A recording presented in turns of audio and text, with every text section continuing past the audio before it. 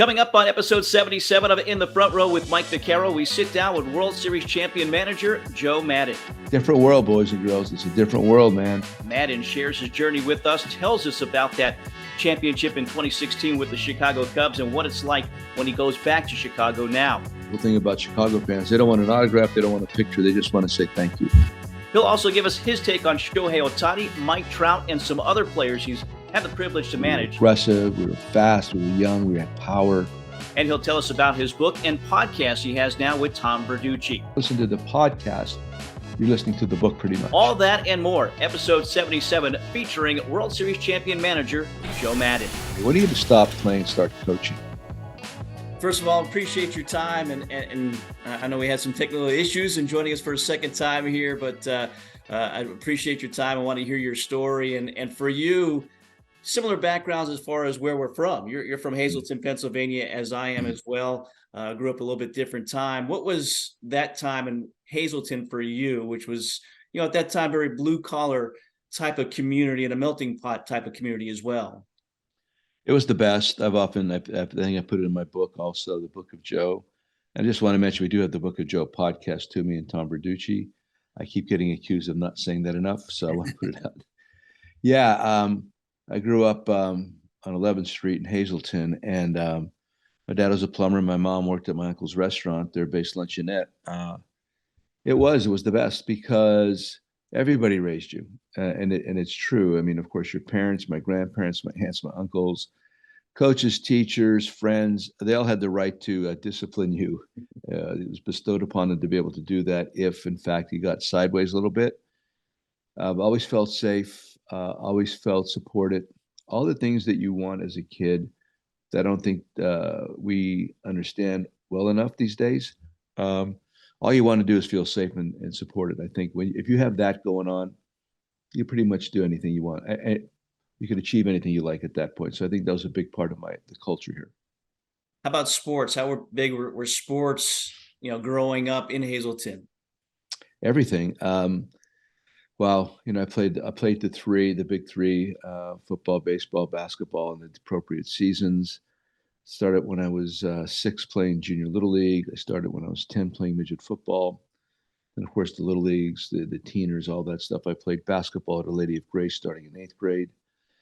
Didn't play basketball in high school. It started bothering my legs too much. So I just went football, then baseball.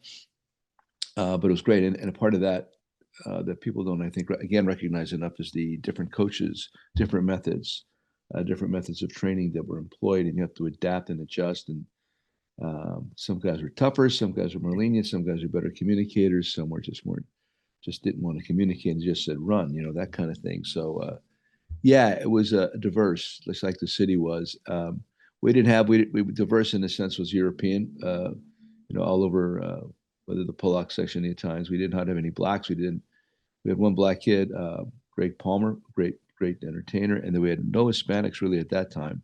It was a different setup, but nevertheless, we got along really well, and it was absolute fun to grow up here. Early coaches that you had growing up, did they have an influence as you became a manager and did your own coaching? Yeah, it started with the midget football coaches, Richie Rabbits and Jack Sywell. They were tough. They were really tough. When you're 10, practicing football every day and then playing on Sundays at Harmon Geist, it was like a 6 or 7. I think it was a 6-game schedule. Maybe it might have been 8. I think it was 6. But that's a pretty good commitment from the time you start school until the middle of October. Every day, playbook to be learned, had to be on time, had to play hard, had to be a teammate, all those different things. But the thing I think I learned was toughness from these guys. And that, again, cannot be underestimated. You got your butt kicked a lot, and there was nobody there to sympathize with you. You just had to get up. So I started with them, and then eventually, Coach Morgan in high school baseball was really an interesting man and a great communicator. Coach Adam Saminsky, also the football coach, another taskmaster. I mean, this guy was tough too. Played for Duffy Daugherty at Michigan State, brief stint with the Green Bay Packers. That equals tough. And then probably one of the most influential coaches, 2 of them were at Lafayette. My freshman football coach, backfield coach, Coach Bob Root, taught me to teach and coach through communication and non-intimidation. And then Norm Gigon, the baseball coach there, converted me to catcher my freshman year. And had he not done that, I do not know. I probably would not have had a chance to play professional baseball, I don't think. So that was a big moment. And Gig was really good. He was an infielder, played with the Cubs briefly in the big leagues. Again, tough. I've had a lot of tough coaches. And I really appreciate that. So, yeah, those are, and then of course, by the time I got to pro ball, Bob Clear was my mentor with the Angels. Bob Clear was a lifer. Was a Brent Rickey guy, Pirates, then with the Angels, 10 years in the big leagues as a coach. Then he wanted out because he wanted to go back to the minor leagues and teach. That's how Babalu was. So I could go on and on, man. I've been very fortunate. I've been around some really great coaches and mentors, people that all different styles, all had the same thing in mind. It's about winning. And I learned a lot from these people. As you said, you went to Lafayette in Easton, Pennsylvania. Then you went to the free agent as a catcher with the Angels. Being a catcher, and it seems like catchers have great successes as managers as well. Was that a plus to see the game from that side, and then later on in your managerial career to have that experience?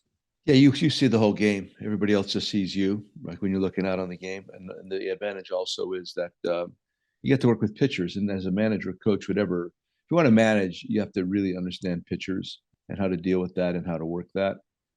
Catching really helped me a lot. I had a great success with my pitching staffs, and they all wanted to throw to me. They used to tell me, "I want to throw to you," which is the highest compliment a catcher can receive. You can't achieve that status unless you put them first and your offense second. When you're a defensively minded catcher first, your pitchers want you out there. So that's it. And then of course strategy, looking out there, watching the positioning, watch how people react and move. How you're calling pitches, you're still being a quarterback or a middle linebacker because you're on defense. It's really interesting, man. It's a tough spot. You get hit a lot. You're always playing with something bothering you. And again, it's not unlike being a quarterback or a middle linebacker in football that you're always, even as a kid, I mean, to go out there and play a game and feel completely well, you just don't. That just doesn't happen. And so there's, again, I guess I'm coming back to the word toughness a lot. If there's anything that I really appreciate about growing up here also is the fact that nobody made it easy. You had to earn everything you got. It was even my mom. Beanie wasn't. If you're looking for sympathy from her, you weren't going to get that either. So it was great. It was great. That's the way it should be. And I'm very fortunate I grew up here. Well, and it was a tough road too for you because I'm sure you had hopes, aspirations getting to Major League Baseball. That didn't happen as a player. Right. When did you come to that realization that it wasn't going to happen there, and you had to maybe get there in a different way? Yeah, I mean, even I'll just chronicle this very quickly. Playing in Boulder, we were playing the national championship series in Wichita. Would have been my junior year in college, and it's in August, whatever. We win it, but anyway, somebody strikes out, and as opposed to getting up and throwing it to the third baseman, I just reached around him and then boom, and I got a pop right here on my shoulder. Now I got through it, but that was the beginning of my shoulder bothering me. So just one moment like that. That was that, and then I'm playing with the Angels in Salinas, and I'm in Visalia, and one of the best scouts that ever lived, Lloyd Christopher, loved this man. I hit a home run the night before. He comes up to me, and during batting practice the next day, and says to me, "When are you going to stop playing and start coaching?" I'm like 23 or 24. I said certain things to Lloyd. I didn't hold back. I didn't like that. But that was the impression that people had gotten about me even back then, that I might be more suited for the other side. So eventually then listen, between playing football as you're 10, the fact that back then I really believe that we were not permitted to have water, like even in the August practices, the two-a-days here, I pulled muscles easily. And I think it really started there. So my body started breaking down even at 25, 26. It hurt. So it was a combination of Lloyd talking to me, really pulling muscles constantly, the arm just aching. And so that was it. I mean, then I realized I could be old as a player or extremely young bonus baby as a coach. And that's what I decided to do.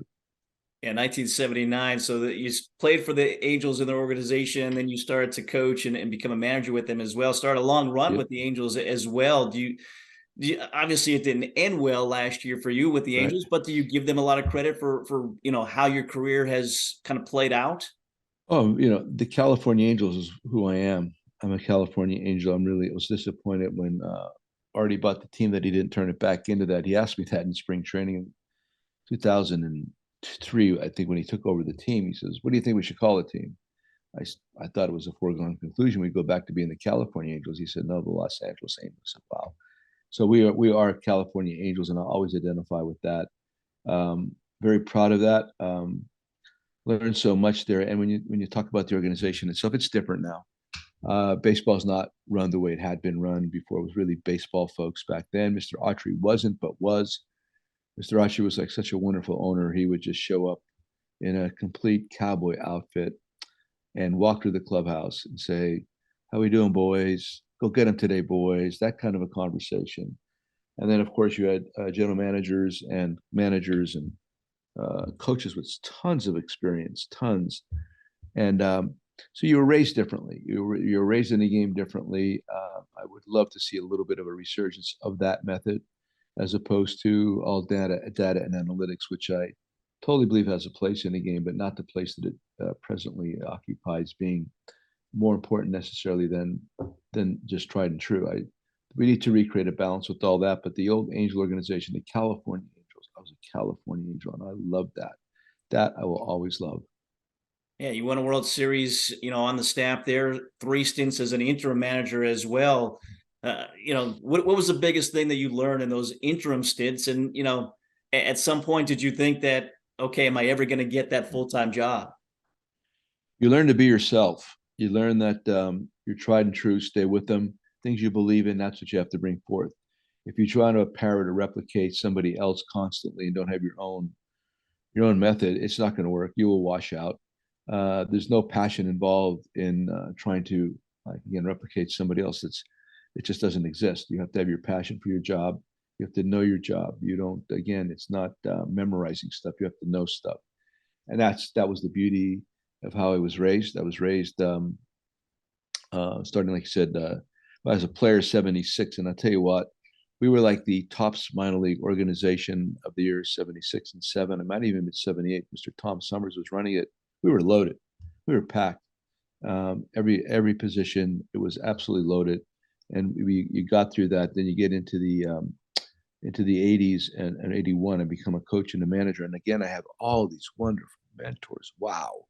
I mean, like a who's who of coaches, and I'm surrounded by that. I mean, on other teams. And then I start running the instructional league, and I'm running the instructional league when I was like, I don't know, 28, 29, 30, something like that. And that was a big deal. That was a big deal. Instructional league meant something back then. And I wish that's another thing I wish would come back. If you, the quality of the game right now lacks a lot of fundamentals, base running, all this stuff, because it's not being taught. Back then, it was an absolute wow, um, daily grind to get these concepts out there to your players, and then playing them against these other organizations, including the Tokyo Giants, which I love playing the Tokyo Giants. Their manager Sudo-san is still a friend of mine. Those games were 1-0, 2-1, 3-2. They were absolutely, again, tough-minded, grinding kind of games in the Arizona heat. So I could go on and on about this, but that's how I was raised in this game. Kind of like how I was raised here. No shortcuts, not easy. A daily grind all day. Don't complain. Nobody's going to be listening. And that was my California Angel time, and it was wonderful. Did you think you would get the head job at that point? Yeah, I thought eventually I could, but I knew I had to become a major league coach first. So that was my aspirations, was to go from that player to minor league coach, manager, instructor, coordinator, to get a job as a major league coach, then manager. And at that time, the pecking order existed. You had to work your way through. Right now, a lot of people are just appointed. It's almost, weirdly, it's just like if you have like some kind of a broadcasting experience, it qualifies you now. I've actually advised guys that are there right now, managers, prior to getting their jobs. Why don't you ask an organization if you could go scout a territory for a bit, at least one, maybe 2 drafts, and go ask them if you could do rookie ball at least for 1 or 2 years, because it's different. That's where you learn, and that's how you learn to evaluate. Evaluation is such a big part of this. I think the groups obviously that are doing well, that do well consistently, evaluate well. And you have to evaluate not only through data and information, you have to evaluate with your eyeballs. You have to have people that see things.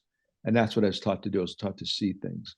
And all this stuff conspires to really uh, make you good at what you do. So, yeah, I wanted to be a manager, but I knew I had to be a coach first because having never played in the big leagues, it's different. It's exactly the same, but it's completely different. 60 feet, 6 inches, 90 feet. Fences are pretty much the same, but the day cannot feel any more different than it does when you first arrive there. The key is to get your mind, get your feet on the ground, literally, but you get your mind there too. And that's what takes time to make the mental adjustments, being in a fishbowl every day and still being able to be yourself. Yeah, you certainly took the steps needed to get to where you wanted to be, and that eventually came in 2006 with Tampa Bay.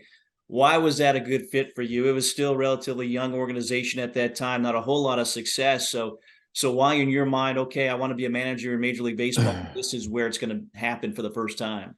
Well, if I had not gotten that job, I would have been disappointed. I wasn't disappointed when I didn't get the Angel job originally. I wasn't disappointed with interview with the Red Sox or the Diamondbacks or the Mariners. Those are my interviews.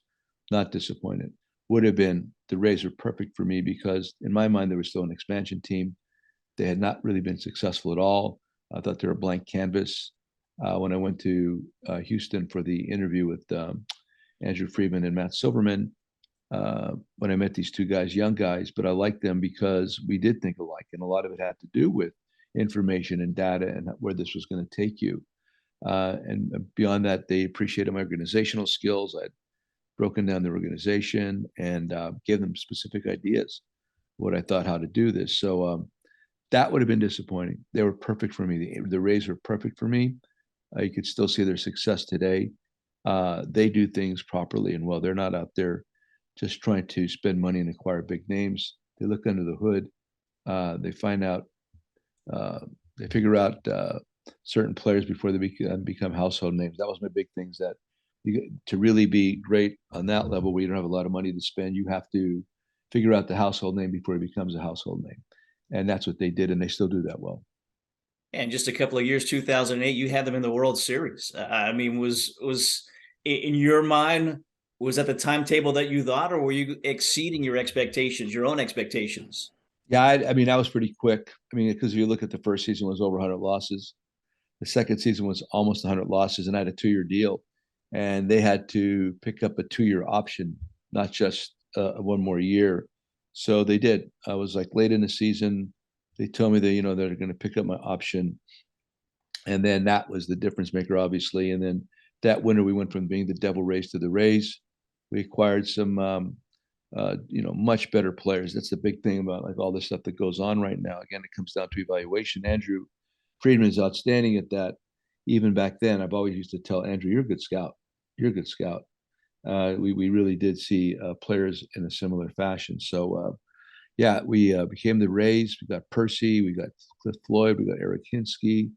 Longo was ascending; it was coming up, and then we got a couple guys from the Twins, Jason Bartlett and Matt Garza. We just became a different ball club in a matter of months, and that was a big part of it. Plus, our culture was established. We had leadership in the clubhouse. We had a method of play. We were aggressive. We were fast. We were young. We had power. Played some serious defense too. It was just wow. That was it. And then the next year was okay, a little bit of a hangover. But then in 2010 we win the AL East pennant again. So yeah, it started with that. I had a lot of latitude back then, and it was a great collaboration with me and the coaching staff in the front office with Andrew. And to this day, I think they still have that. Kevin Cash has done a great job. Eric Neander is spearheading the whole organization, and he's outstanding. Yeah, you were the AL manager of the year that year. Did you feel like you had arrived? That again, all the time climbing that ladder started to pay off maybe in 2008 and beyond there with Tampa Bay. Well, you had to defend yourself a lot when you lose 100 games. You're playing defense constantly. Post game, you're playing defense. You're playing defense with the press. You're playing defense. You're playing defense everywhere. You cannot speak enough. You have not one offensive thought, meaning that praising or happy or joyful about how well you're playing. And then, yeah, to do it in a third year, you could see maybe possibly getting to the playoffs in the third year, but to do what we did in that third year, going all the way to the Phillies in the World Series, listen, that is as crazy as it gets. And I know people talk about it, but I don't know if they give it enough credit. The way that thing turned around so fast and so well, and basically that's the foundation by which they're supported right now, is that year and those players and that off front office. So I can't tell you that I thought it was going to happen that quickly, but I thought it would happen. So things going well there, but in 2014, after that season, you opt out and Yeah. eventually go to the Cubs. Why make that change? It seemed like things were working there. Obviously, it worked out in the Cubs, but why in your mind was that a time to make that change? Well, that just opened up because Andrew left for the Dodgers, and I was really willing and wanting to stay there. It was just a matter of, quite frankly, contract money at that time. I'll be 60 years old, I think, at that point, or 61, and for me, it was about security for me and my family. So it was, you settle and you go back, or I did try to negotiate with the Rays and try to get a couple more bucks, and it just didn't want to play out that way. Then the Cubs come in with this fabulous offer, and then man, I honestly I can't tell you that I knew how it felt traditionally with the Cubs at that time. I'd never been to Wrigley Field. I was to Wrigley that one time in 14, and I thought this was great. But I get there, and I was so fortunate. I made those decisions. Wrigley Field, Chicago Cubs, is the major leagues of the major leagues. When you work there and you play there, every day is a fraternity party, man. The place goes nuts, and the city itself. I was so easily identifiable for me, because the people there were very much like the people over the hill right here, from Sugarloaf to Hazleton. I just went back there for a week and did an event and some charity golf, and had an absolute blast. We had an event one night on a Thursday night in a neighborhood, 400 people in the guy's backyard. And that's a Cub fan. That's Cubs. So different world, boys and girls. It's a different world, man. If you get a chance to work for the Chicago Cubs, give it a go. Yeah, I'm sure you're not paying for dinner when you go to Chicago these days for what you did there, right? For first of all, in 2015, your first year, you brought them back to the playoffs. I mean, at that point, there was that drought. I mean, it must have been like a godsend for you to be there and for the fans, like you said, to really buy into what you were doing. Yeah, the 2015 might have been more unbelievable than the 2008, because I had not been there yet. If you look at the roster for that year, there's a lot of people that you've never heard of before on that roster. One of the big things we did, we moved Addison Russell to shortstop and got Starlin Castro to second. Guys got better as the year progressed, which I always look as a benchmark for what you want to have happen. And yeah, it was just it was amazing. The Mets were just so on fire. That was like the most perfect 4-game series that teams ever played against another team. And Daniel Murphy, I'm still in touch with. Daniel goes off against this, and their pitching was unbelievable. But to go from where they had been prior to that, to go almost to the precipice of a World Series in 2015, come on. And then, of course, it happened in 16, and it could have happened again in 17. So it was a wonderful run. Love the place, love the people of the city. The city really turns me on. I love the city of Chicago. Well, again, as you said, you got them back to the playoffs 2015, 2016. You were one of the favorites to win the World Series. Yeah. Did that put pressure on you, pressure on that organization when you hadn't won it in over 100 years? Well, I recognize that, and that's why I'm in the winter meetings. Can't remember where they were at, but I'm sitting there. You have a big scrum with all the reporters. You got to sit there, and they all ask you a bunch of questions. And I don't even know why I said it, but I might have been thinking about it. But when they asked me that question, I said, we need to embrace the target. We need to run toward the word expectations. We need to run toward the word pressure. And quite frankly, I like it. So that's a narrative I created there. And I don't know to what extent the players bought into it. I mean, KB loved never permit the pressure to exceed the pleasure. I know KB loved that. So all these different little thoughts that you could put in somebody's head seem insignificant, but in a hot moment, if it could draw you back in, it definitely has a chance to work. So embrace the target, run toward expectations, run toward the word pressure. And if you do that, you have a pretty good chance of being successful. And after all, if you want to win a World Series, you better like those two words. Take us through the emotions, the feeling when you see that last out, that ground ball caught at first base. It's an out. World Series is the Cubs, first time in 108 years. What kind of emotions go through your mind? Well, the first thought I had was 108. Exactly. I just thought 108. When the moment hit Riz's glove, 108. Wow. And then after that, you think about your pop. My dad was big to me, my family. But primarily, I thought 108. It's weird how many things you could think about in a nanosecond about the Cubs, the Cubs fans, your family. All this other stuff really comes roaring from all the different corners of your mind. And then all of a sudden, here comes a parade, a parade, right? And everything else that transpired after that was so special. It's a once in a lifetime moment. So, I mean, that maybe like what, 3 lifetimes almost from 108 years, whatever it was, 108 years. So, yeah, it's indescribable. It's indescribable. But I did. 108 was my first thought. Had you heard from a lot of fans who lived and died with the Oh Cubs, and God. and Oh again, God. their parents had never seen this, and so on and so forth? All the time. I mean, if I walk around Chicago, I get it, on the streets. But beautiful thing about Chicago fans, they don't want an autograph, they don't want a picture, they just want to say thank you. They do. They come up and they shake your hand. Thank you. Do you have just, could I have a minute? Just want to say thank you. Just like you said for my deceased parents or grandparents, and a lot of them, they cry. They literally cry. That's how important it was to these folks. Yeah, like I said, when I walked in the door, I didn't realize the magnitude of all of that. Maybe that's a good thing, but once you get absorbed in it, there's nothing like it. There's nothing like it. We played a makeup game against the Cleveland Indians on a Monday at 1 o'clock. Monday makeup game wasn't on the schedule. 40,000 people. Doesn't happen.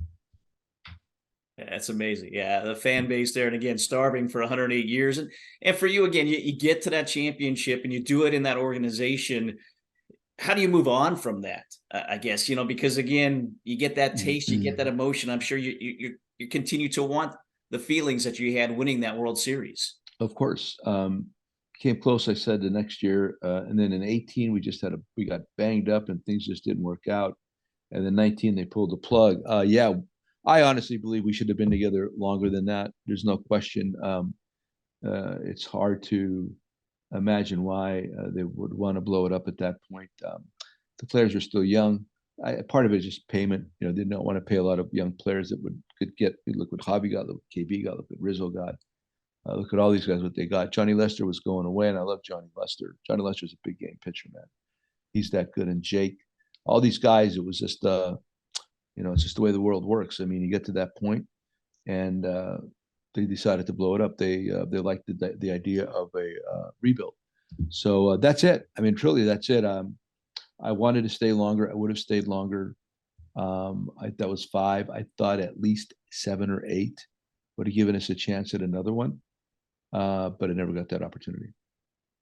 So the Angels come calling, again, an organization that you spent so many years in.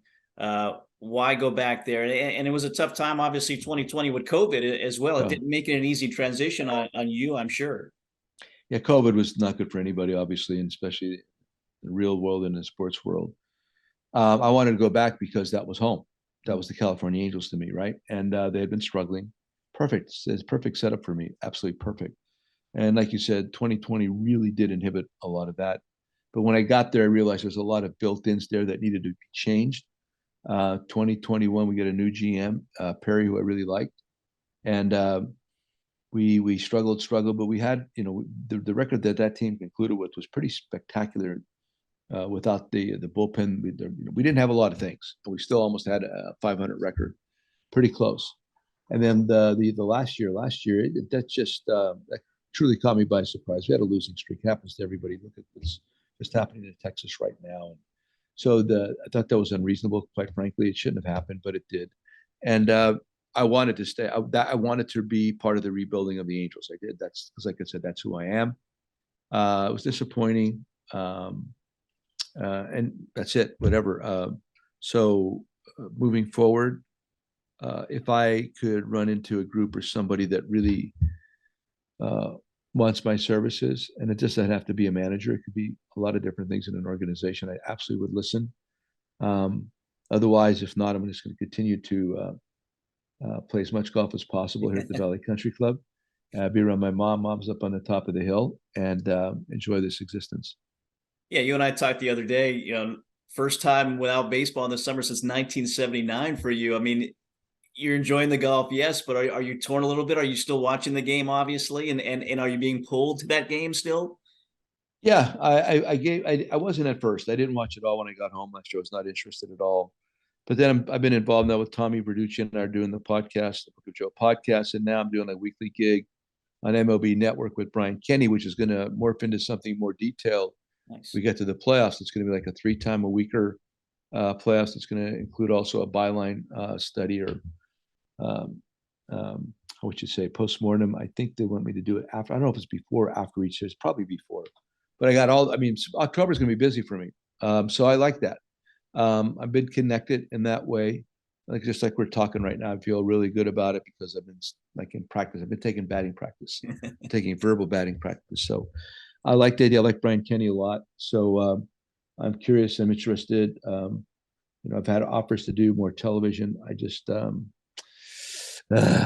like right now. I'm talking to you right from my backyard right here. It's kind of cool. So again, it has to be. You have to want to work with somebody. You have to share philosophy. You have to have each other's backs to really want to be somewhere else. So these are the kind of things I'm going to consider moving forward. I'm sure people come calling. Not that you're going to name anybody, but I'm sure you still have to be somebody that people are interested in having at some point. Are you having some conversations, as the season progresses, or will you after the season? You think? It's been minimal, quite frankly. It's not been a lot. I this off season will be the litmus test, regarding if there's interest or not, and so I'll be able to understand and evaluate what's going on now. I think, the fact that the analytical world's taking a little bit of a hit right now helps a lot, I think, but maybe again, maybe not. I'm outspoken with all this stuff, as you know, so I don't know. You need, like I said, you need the right dance partner. If that partner shows up, man, they will get everything I got. Always do. And if they don't, been working on a new grip. I'm now using the little jack head tilt before I swing my club, which really is keeping me behind the ball. Hit some really good drives yesterday. That's been my biggest problem is getting off the tee. So that'll become better. Obviously, in the news of baseball lately, Shohei Ohtani is a big topic, as you know, as you had a chance to be his manager with the Angels. Let's start with the type of player that he is, and what he can do, pitching, hitting, and just the type of what he's bringing to the game of Major League Baseball. What was it? A challenge because of that to be his manager, or was that easy to be his manager? Oh, it's very easy. It's very easy to be his manager. He's a wonderful young man. Easy to communicate with. He has a great interpreter, a fellow by the name of Ipe. Ipe and I got along great. We all got along great. So no, there's nothing difficult about Shohei. It's just unfortunate what happened to him. And now there's all this controversy regarding this offseason, what this is going to mean for him. But you also understand what it means for the industry. I mean, he's great for not even that's an understatement. As a baseball player, what he's done, the interest he stirs up, it creates, and how well he handles it. That's you're going to see that for a long, long time, if ever again. So I'm wishing him well. I know he's continuing to hit. I don't know if that's the right thing to do right now because of him having to come back next year and then the year after that. But they know more than I do regarding all this stuff medically. But I like the man a lot, and I wish him nothing but the best. Obviously, his talents kind of overshadow a very good player in Mike Trout as well. What's your take on Mike Trout? Because this is a guy who, again, great talent. It just seems like he's injury prone lately, and just hit with that injury bug quite a bit recently. Yeah, it's not easy for Mike. Michael's a good people. He and I got along well. It's just you're right. I mean, just physically as talented as anybody you're going to see on the field. This is a big man. I mean, he's a big man. He could put him in Eagles backfield right tomorrow. I mean, that's what he might end up doing. Who knows? He's fast. He's big. He's strong. He competes. His work ethic is outstanding. All the right things are in place, but he just when the body gets hurt, man, and this is the hand with the hook and hamate bone and all the crazy stuff. The one time when I was there, my first full year after COVID, he was handing his helmet to Brian Butterfield, walking from second to third, and blew out his calf. I mean, like stuff like that. How does that happen? And that was pretty much half of the season right there. So I have not had the benefit or the opportunity to work with him as often as I would have liked to, but I really enjoyed my conversations. Two of the best guys you've had a chance to manage? Or are there other guys that you look at that again, they were talents, but also pleasures to just be their manager? Oh yeah, I mean those two guys, probably talent wise, the top of the list. There's no question. You have to. Oh, Shohei's at the top of everybody's list, and not just mine. And the same with Trouty. But other guys, go back to my Angel days. I mean, it could go back to the minor leagues. I raised like Gary DiSarcina and Garrett Anderson and Timmy Salmon, Damian Easley, Percy, Troy Percival. All these dudes were part of the developmental system with the Angels back then. Paulie Sorrento, oh, Dante Bichette. I could go on and on. And then as a major league manager, Longo with the Rays, BJ Upton. I love Carl Crawford, really good baseball player. I've been really fortunate to work with a lot of really good guys, and we've had a lot of success. I mean, we won everywhere. I didn't get a chance to win in with the Angels, but that just was cut short. I don't really count that. We needed a little bit more time there, but what we did with the Rays and the Cubs is pretty spectacular. If your managerial career ends now, if it's over, I mean, look at over 1,300 wins, 8 postseason appearances, obviously the World Series with the Cubs as well. Would you be good walking away with some of those numbers? 3-time, manager of the year in both leagues, a rarity as well. Would you be fine kind of walking away, or is there something still missing out there for you? Well, the missing part, I think, would be the opportunity to work in a front office, if there is one. That would be it. I think that'd be kind of interesting. But like I've talked to a couple guys, and they said, "Yeah, I'd like to. I would think that'd be interesting, but it'd have to be an opportunity to work in an office with some clout, not just to be there as a figurehead in any way, not to have an office and then you just get courtesy questions. I don't want that. So if there's some kind of teeth behind it, to be interesting. If not, if I don't get to manage again, I'm not saying yes, I would like to. If I don't, it's not going to be by any means the end of the world. I'm pretty good at moving on. I'm really good at moving on. I compartmentalize well. I have varied interests. So if something stops working and kind of lose interest, I will find something else. Well, being an author, you've had some good interest and some good results as well. 2019, Try Not to Suck, and then your most recent book last fall, The Book of Joe. As you said, you've turned into a podcast with Tom Verducci, who wrote the book with you as well. What else can we find in those books and maybe learn more about you if folks haven't had those books or want to listen to the podcast as well? Well, the podcast is really good. I mean that. Tommy's so good, Verducci. Like we just did one yesterday that I really liked a lot. And it was a lot of it was about it's always about Shohei, but there's a lot of it about analytics and where it's going, and talked a lot about the Yankees and what's going on there, but just about the industry in general, and not walking away from any questions, and just trying to be not trying just being honest about my take. This is my opinion as well as Tommy's. We're kind of like kindred spirits with a lot of different things. Although he will, of course, always at times our opinions will alter a little bit or diverge, but that's good, and I love that kind of stuff. So I thought yesterday's podcast I just posted on my Twitter account. I think we have 50 some now already, and that's just if you have a time, just go back, and if you listen to the podcast, you're listening to the book pretty much, and it's all that. You can still buy the book. I think the paperback's out right now. We have a book on tape. It's on tape. It's people that have I can't remember the fellow's name, but people book on tape have really enjoyed that too. So yeah, it's an interesting concept. I recorded over 100 hours for that book while riding a bike in Mesa, Arizona during the pandemic. Got a great suntan, lost about 10 pounds. It was awesome. So all this stuff is conspiring to come together. But again, if you're interested at all, find the podcast. We've had some really good guests. We had Tom House on recently, as well as others. I had Riz earlier this year, Jason Hayward earlier this year. We had Sean Purdy, Brock Purdy's dad. Oh, nice. Sean Purdy was a minor league pitcher when I was the organization, so we thought it'd be interesting to hear NFL QB's dad speak about what it's like. And then, of course, Brock got hurt. So anyway, it's pretty cool. So check it out. Yeah, we've had Tom House on our show as well, and so I know having guests and having some good guests is always a plus. Yep. So again, the Book of Joe podcast with you and Tom Verducci. I want to go back to Hazleton for a moment because again, you're living back in the area, but you've been back involved with Hazleton with the Hazleton Integration Project. Tell me about that. Tell me why it was important for you to give back to the community that helped raise you. Just look at the state of the United States right now. Look what's going on in New York City. Look at this unbelievable influx of immigrants into the city and all the concern and the problems and the cost that's going on. We recognized that early here in the city, and we thought this group of people, I'm not saying it's necessarily about New York City, but this group of people is coming to Hazleton pretty much to save the city.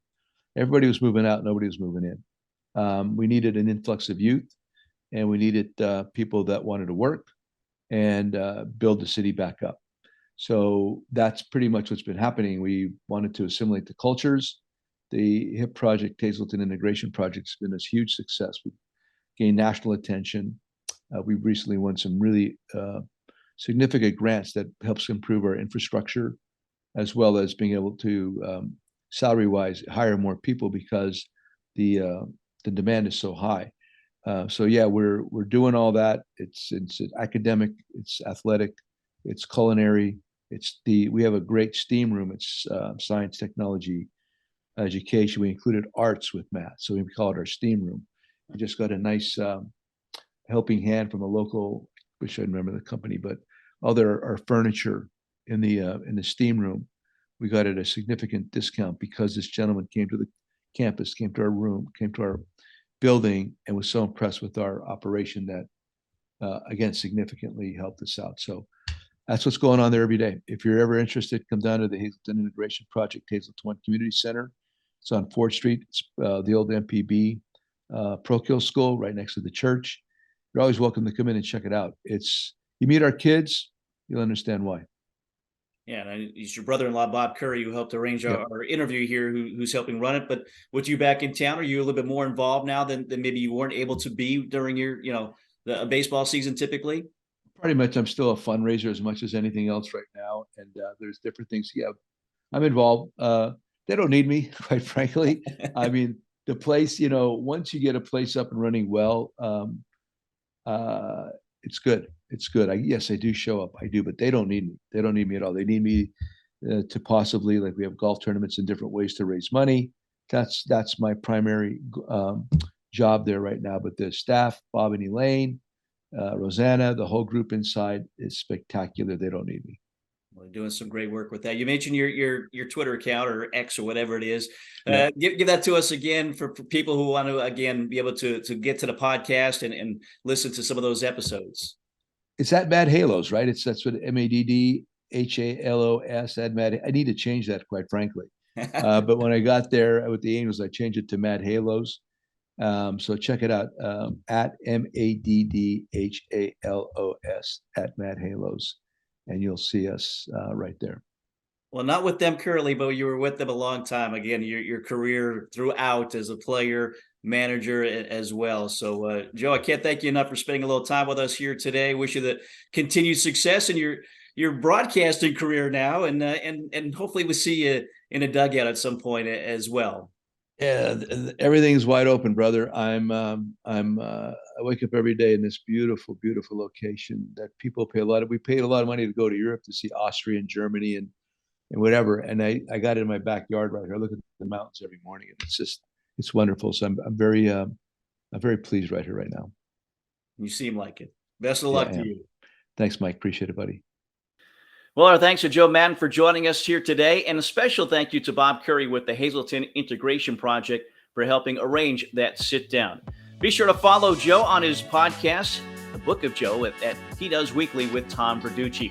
As always, we thank you for watching and listening, and we invite you to like, to share, and to subscribe to our channels and our show as we continue to grow this and bring great guests to you. For JR Equipment, our creator, producer, and director, I'm Mike Vaccaro. We'll see you next week. Another edition of In the Front Row with Mike Vaccaro. Have a great day, everybody.